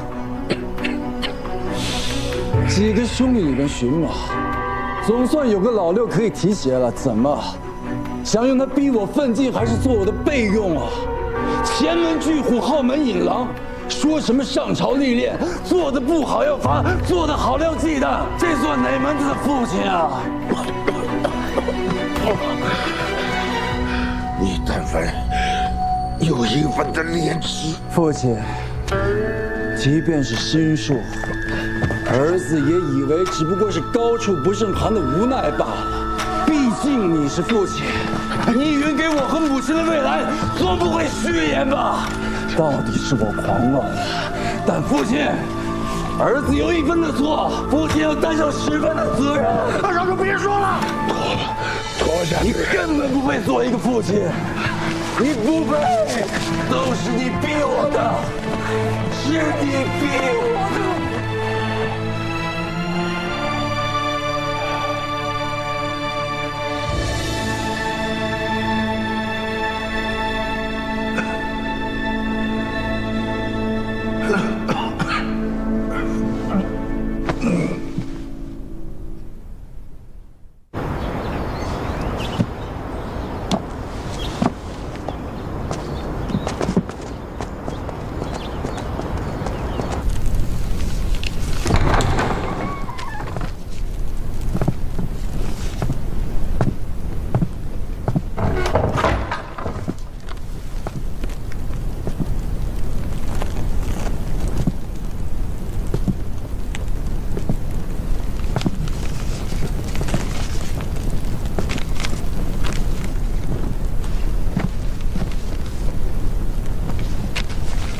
这么有闲心来笑话我，不去接受我的护政司吗？护政司本来就不是你的，是天下万民的。不用再跟我说这些冠冕堂皇的话了。你几次僭越查收我护政司的事儿，在下边广交下旨。你当真以为我不知道你想干什么？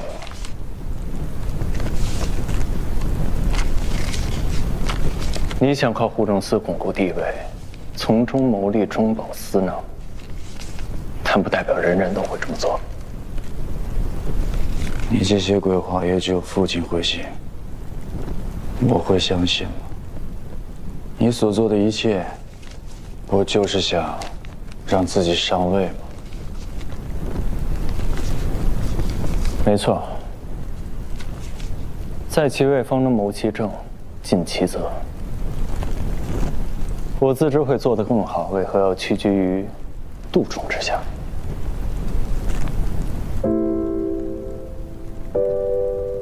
但你有此日，与我无关，都是自己咎由自取，德不配位罢了。德不配位，竟又是这个词啊！当年父亲赐印我之时，对我说我是嫡长主，要有责任。母亲也跟我说以后所有的东西都是我的。可是之后呢？父亲就再没说过这话。只要我有一点做的不对的，就说我是德不配位。你是父亲最看重的儿子，这么多年他可从未亏待过你。若连你都感觉到不满，让我们这些庶出，岂还有立锥之地？起初是看重我，所以打压我，监视我。这一座密不透风的牢笼给我。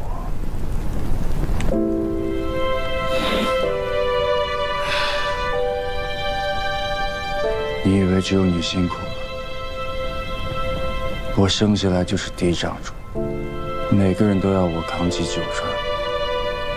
我要学所有我不想做的事儿，但是父亲永远不会满意。这么多年，我从未得过一息安静。有这么多兄弟，哪天你们超过我了，或者更得父亲赏识，我该怎么办？我坐立不稳，总是在害怕，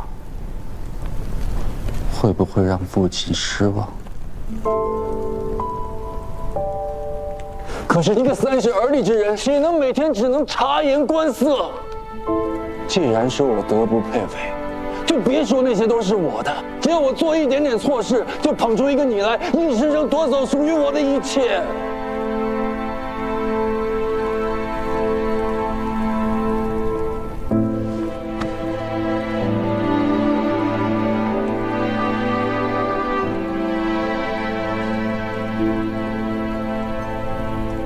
不过我也告诉你，在这进宫之中，只要你得逞片刻欢愉，就会有永世不灭的悲哀。你呀，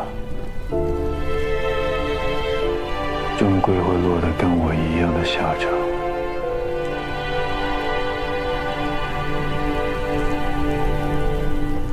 登高之人，就该有跌重的准备。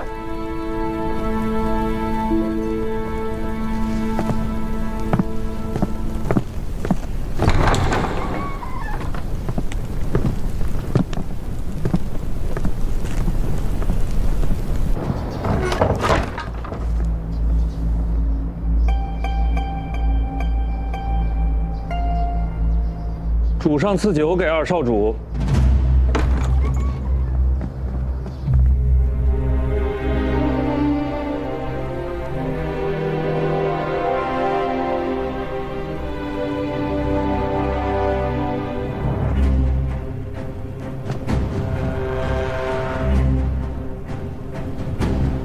这是父亲的意思。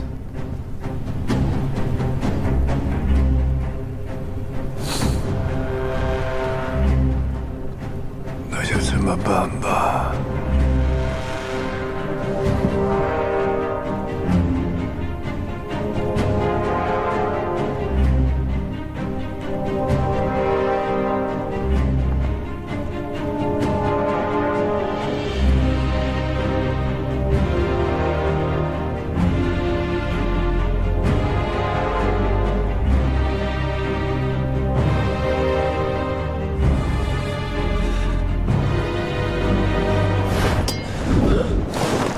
二哥，小心！别飞！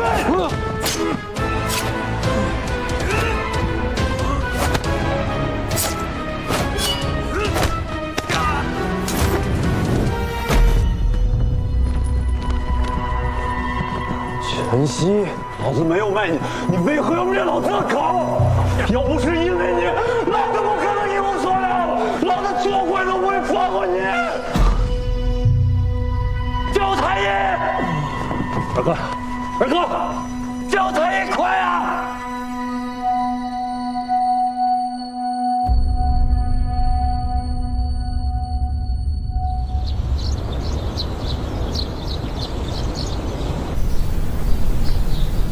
么拼命，为了一个坏人还把自己弄伤了。不是你想啊，我去看他，结果他死了，那麻烦不还是我？明明是自己心软，现在知道疼了。少主，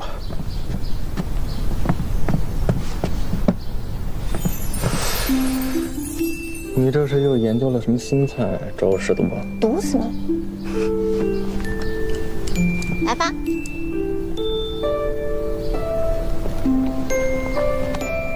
好吃吗？不错。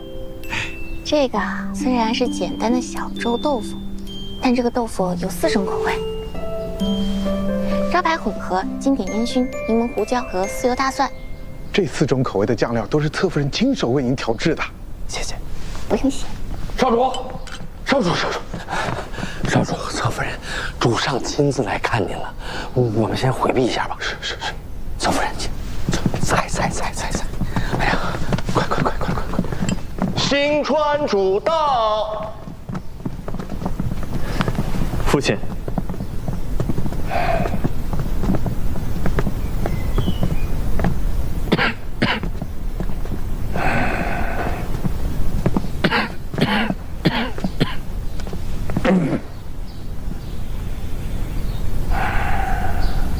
我听老二说，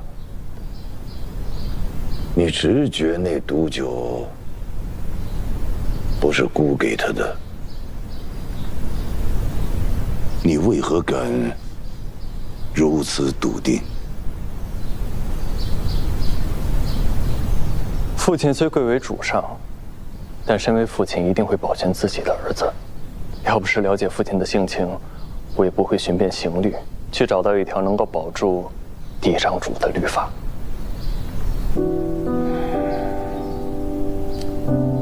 没想到你竟然是这么想的。父亲，无碍，都是小毛病。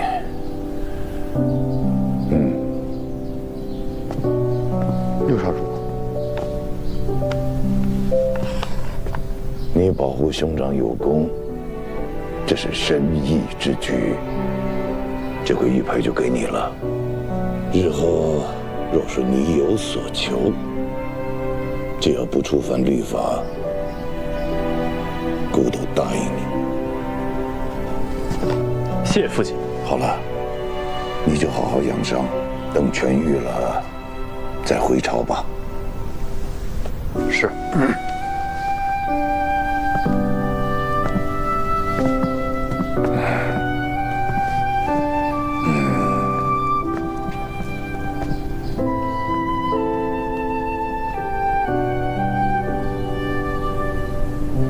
六少主不日回朝，相信咱们的酒楼也能马上重新开张。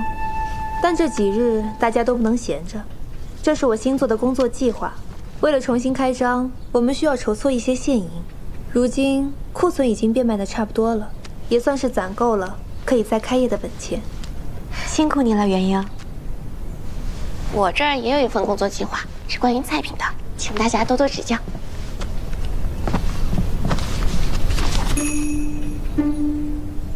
这是你写的啊？不，你这写的也太好了，这上面还有图呢。这是元英才会做出来的呀，这字也越来越好了。是啊，是元英先生监督的好。快给元英看看。元英先生请过目。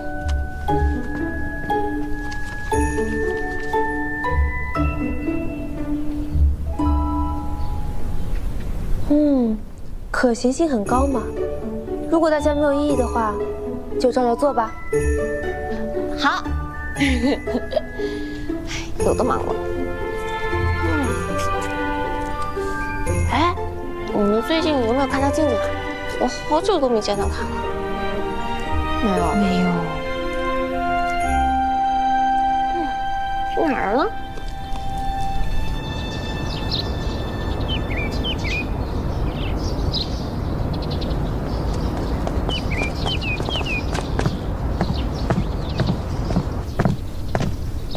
椅子我们要搬走。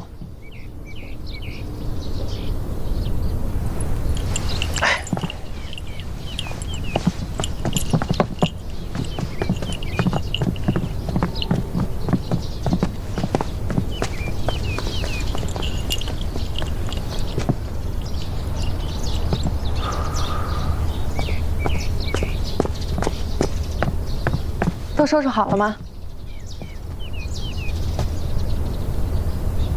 怎么了？没事儿。你的兵器都当了？嗯，当了，都给酒楼了。哎，咱们明天去看看租住的屋院吧。租住啊，租住，你说还得咱们自己找啊？那肯定要自己找啊！咱们从这搬走了之后，总得找个落脚的地方吧？是啊，少主当久了，好多事情啊，确实不太知道。你放心吧，我都问好了。城北的房子呢，价格便宜，而且也安静。咱们往北边看看。北边啊？嗯。北边都快到墨川了吧？快到墨川怎么了？冬天呢还能下雪，况且，咱们在没有找到新的生计之前，能省一点就省一点吧。你呀，养尊处优惯了，这些自然不懂。是啊，我是不懂，所以我觉得这日子呀，是过不下去了。